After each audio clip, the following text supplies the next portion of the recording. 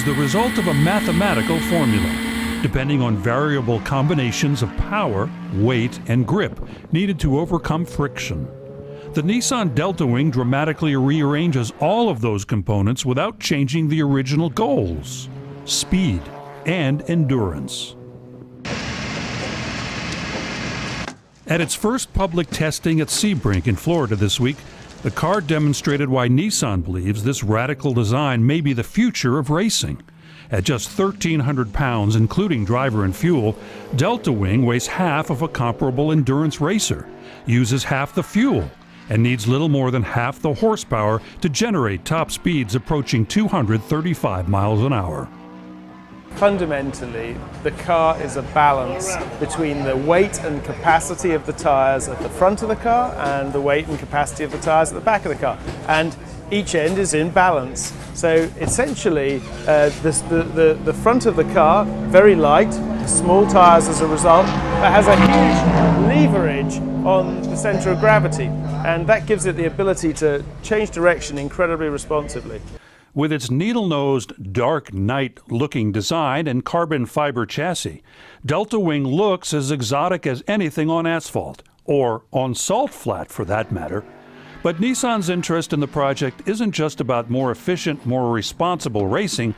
It is DeltaWing's relevance to road car development.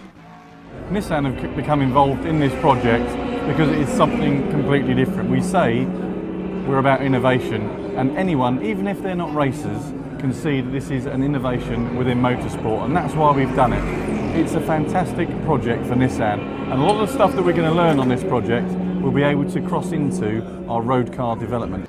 They hardly look like cousins, but DeltaWing and the compact Nissan Juke share the same bloodlines. DeltaWing's 300 horsepower engine is a highly tuned version of the Juke's engine. The DeltaWing project is an incubator for innovation, and Sebring is only the first public demonstration. In June, it will be racing in the 24-hour Le Mans endurance race as the only vehicle in an experimental class. At Le Mans, a lighter load with reduced necessary horsepower and fuel consumption should result in fewer tire changes, fuel stops, and brake swaps, meaning less time in the pits, more time racing. The real message here is that where you think historically our thinking process has been going faster, uses a lot more fuel, it's a lot of trick stuff, it's a lot of carbon or lightweight materials or special engineering, and this car just kind of walks away from that. It's not simple anymore to go faster than the conventional cars. Certainly if you took half the fuel away from the Le Mans winner, believe me, they would go massively slower.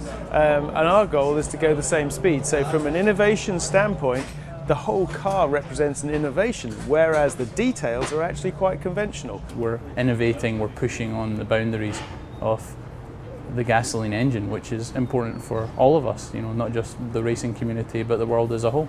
The concept is obviously a winning formula.